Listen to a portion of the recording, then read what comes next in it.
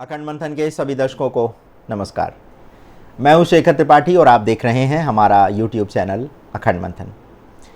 आज आगे क्या होने वाला है सीरीज़ में हम बात करेंगे अमेरिकी भविष्यवेत्ता ब्रैंडन बिक्स की उन भविष्यवाणियों पर जिसमें उन्होंने आने वाले समय में प्लेग जैसी या फिर कोविड-19 जैसी कोई नई महामारी आने की वो भविष्यवाणी कर रहे हैं। हाल में ही एक वीडियो में इस धार्मिक वक्ता ने प्रभु यीशु के आगमन और वर्तमान समय के संकेतों पर भी गहन चर्चा की है। उनका ये संदेश जो कि आत्मिक जागरूकता और मसीह के निकट भविष्य के आगमन पर केंद्रित है और ये बहुत सारे दर्शकों को अपनी ओर खींच भी रहा है, क्योंकि हर धर्म में ये बात कही गई है कि जब अधर्म का बोलबाला होगा धरती पर, तब जो है कोई ना कोई मसीहा धरती पर वापस लौटेगा। जिस प्रकार से सनातन धर्म के लोग कल्कि भगवान के आने की प्रतीक्षा कर रहे हैं, तो ब्रैंडन अपने कार्यक्रम में बहुत ही शुरुआत में जो बातें करते हैं वो बहुत ही हल्के फुल्के अंदाज में करते हैं और बाद में वो कुछ गंभीर तथ्यों की ओर संकेत कर रहे हैं। उनका ये कहना है कि आने वाला जो समय है वो इतना विभीषक होने वाला है कि इसकी तुलना आप प्रसव पीड़ा से कर सकते हैं। यानी प्रसव पीड़ा के समय दर्द तो बहुत होता है, लेकिन उसके बाद एक संतान का जन्म होता है। तो ब्रैंडन के अनुसार ये जो समय है ये पूरे संसार के लिए एक प्रसव पीड़ा जैसा है। इसी बात का विश्लेषण जो है वो अपने कार्यक्रम में वो कर रहे हैं। और सबसे पहले ब्रैंडन ने अपने कार्यक्रम में बताया है कि बाइबल के अनुसार इस साल से अगले साल तक का जो समय है वो संसार के लिए प्रसव पीड़ा के समान है और इस प्रसव पीड़ा में और भी तीव्रता आने वाली है। उन्होंने कहा है कि ये समय डरने का नहीं बल्कि प्रार्थना और आध्यात्मिक जागरूकता का है। उन्होंने ये संदेश दिया है कि हमें प्रभु के प्रति स्वयं को समर्पित करना चाहिए और पाप से दूर रहना चाहिए। ब्रैंडन ने बाइबल में वर्णित 5 बुद्धिमान और 5 मूर्ख कुंवारियों का भी उदाहरण दिया है। उन्होंने दर्शकों से पूछा है कि क्या हम पवित्र आत्मा से भरे हुए हैं ताकि जब मसीह आए तो हम तैयार हों। उनका संदेश था कि जो लोग आत्मिक रूप से तैयार नहीं होंगे वो किसी मसीहा के आने पर पीछे छूट जाएंगे। ये आध्यात्मिक जागरूकता का बहुत महत्वपूर्ण समय है। आने वाली घटनाओं के बारे में वो बताते हुए कह रहे हैं कि उन्हें बाइबल में वर्णित अपोलियन नामक दानों के बाहर आने का भी संदेश प्राप्त हो रहा है। उन्होंने कहा है कि ये दानव रूस के राष्ट्रपति व्लादिमीर पुतिन पर नकारात्मक शक्ति के रूप में प्रभाव डाल रहा है, जिससे युद्ध और भी गंभीर हो जाएगा। ये भविष्यवाणी वैश्विक युद्ध और विपत्तियों की ओर भी संकेत कर रही है। ब्रैंडन ने एक बड़े युद्ध और तूफान के बारे में भी चेतावनी दी है जो अमेरिका के पूर्वी तट पर आने वाला है। उन्होंने ये भी कहा है कि आने वाले समय में बड़ी सैन्य भर्तियां होंगी जिसमें पुरुषों के साथ साथ महिलाओं को भी सम्मिलित किया जाएगा। इस आध्यात्मिक दृष्टिकोण से ये संकेत मिल रहा है कि कठिन समय आने वाला है और अब हमें पूरी तरह से तैयार हो जाना चाहिए। ब्रैंडन ने यह भी कहा है कि मसीह का अंतिम समय जो है वो अब आ गया है और ऐसे ही समय में मसीह का प्राकट्य होने वाला है। ब्रैंडन का ये भी कहना है कि मानवता 6000 वर्षों के अंत के निकट पहुंच गई है और अब मसीह का राज्य स्थापित होने वाला है। उन्होंने इसे आदम का अनुबंध समाप्त होने जैसा बताया है। इस महान आत्मिक जागृति के समय जब लोग मसीह के करीब आएंगे तो एक नए युग का शुभारंभ होगा। ब्रैंडन के अनुसार ये समय दुनिया भर में एक महान जागरण का भी होने वाला है। ब्रैंडन ने यह भी भविष्यवाणी की है कि आने वाले दिनों में अद्भुत चमत्कार होंगे, आत्मिक जागृति बढ़ेगी और धन का व्यापक हस्तांतरण होगा। ये मसीह के द्वारा मानवता को दिखाए जाने वाला एक महान कार्य होने वाला है। ये सब बहुत कम समय में घटित होने वाला है। उन्होंने लोगों से ये भी कहा है कि ये समय भगवान की कृपा को देखने का होगा। और अंत में ब्रैंडन ने सभी के लिए प्रार्थना की है, विशेष रूप से शारीरिक, मानसिक और आत्मिक समस्याओं से मुक्ति के लिए। ब्रैंडन ने यह भी विश्वास दिलाया है कि भगवान आज ही लोगों को वित्तीय समृद्धि और आशीर्वाद भी प्रदान कर सकते हैं। उनका संदेश आत्मिक विश्वास और ईश्वर की कृपा पर आधारित है, जिसमें उन्होंने ये विश्वास व्यक्त किया है कि जो भी मसीहा या जो भी महान पुरुष आने वाला है वो सभी की आवश्यकताओं की पूर्ति करने जा रहा है। तो कुल मिलाकर के देखा जाए तो ब्रेंडन अपने कार्यक्रम में आध्यात्मिक जागरूकता की तो बात कर ही रहे हैं, साथ ही साथ किसी महान अवतार के निकट भविष्य में प्रकट होने का भी संकेत कर रहे हैं। और इसी के साथ उनके द्वारा की गई भविष्यवाणियाँ लोगों को आने वाले बड़े संकट के प्रति सावधान भी कर रही हैं। ब्रेंडन का ये भी कहना है कि जब तक मनुष्य ईश्वरीय शक्ति के प्रति आत्मसमर्पण नहीं करेगा, लोगों की समस्याओं का अंत होने वाला नहीं है। अगर आप किसी चमत्कार की आशा कर रहे हैं तो ये चमत्कार करने वाला कोई मसीहा, कोई महान पुरुष नहीं होगा, बल्कि आप स्वयं होंगे और आपके स्वयं के जो प्रयास हैं उसी से ही कोई चमत्कार हो सकता है। आपको बता दें कि ब्रेंडन की भविष्यवाणियां तब चर्चा में आई जब उन्होंने पूर्व अमेरिकी राष्ट्रपति डोनाल्ड ट्रंप के गोली कांड की जो भविष्यवाणी उन्होंने की थी, और लगभग मार्च में उनकी ये भविष्यवाणी की गई थी और ये पूरी तरह से सत्य निकली थी।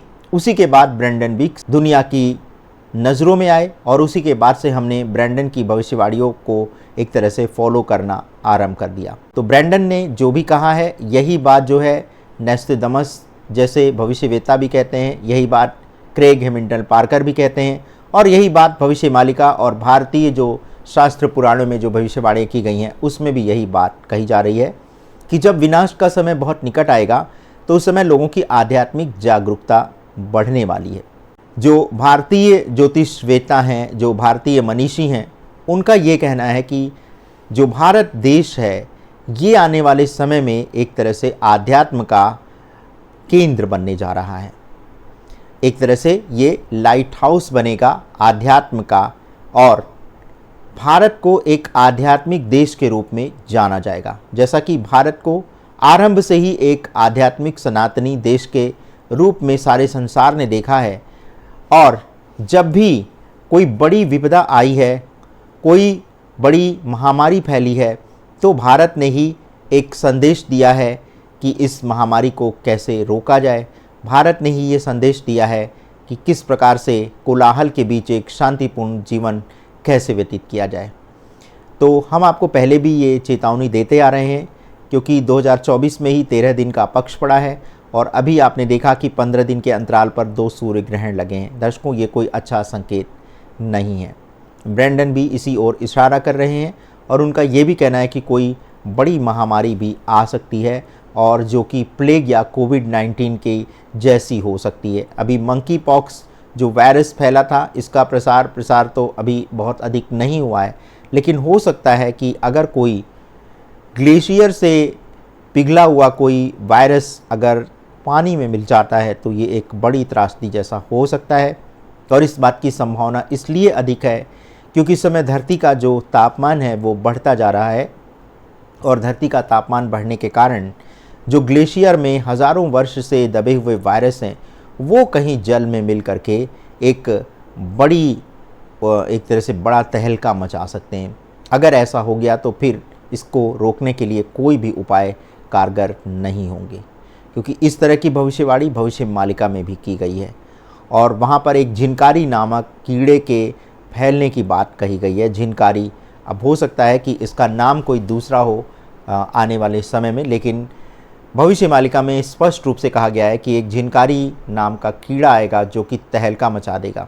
इसी तरह टिड्डी के दल के टूट पड़ने की भी भविष्यवाणी की गई है कि टिड्डियों का दल जो है अचानक से हमला कर देगा और ये दक्षिण की ओर से भारत में प्रवेश करेगा। तो दर्शकों, ये सब सावधान करने वाली भविष्यवाणियाँ हैं, इसे आप एक रोचक जानकारी के ही तौर पर देखें। हम इन भविष्यवाणियों के सत्य होने की कोई गारंटी नहीं लेते हैं, और हम आपको पहले भी ये बता चुके हैं कि ये भविष्यवाणियाँ विभिन्न विशेषज्ञों के द्वारा की जाती हैं, और हम इन्हें सिर्फ आपके सामने प्रस्तुत करते हैं और ये बताते हैं कि क्या आजकल लोग अधिक देख रहे हैं, किस में लोगों की अधिक रुचि है। और जहाँ तक हमारे अध्ययन और हमारा जो डेटा एनालिसिस है उसके आधार पर जो हमें निष्कर्ष प्राप्त हुआ है, उसके अनुसार इस समय लोगों के अंदर एक बहुत बेचैनी सी उत्पन्न हो रही है, और इस बेचैनी से मुक्ति पाने के लिए वो बहुत छटपटाहट महसूस भी कर रहे हैं।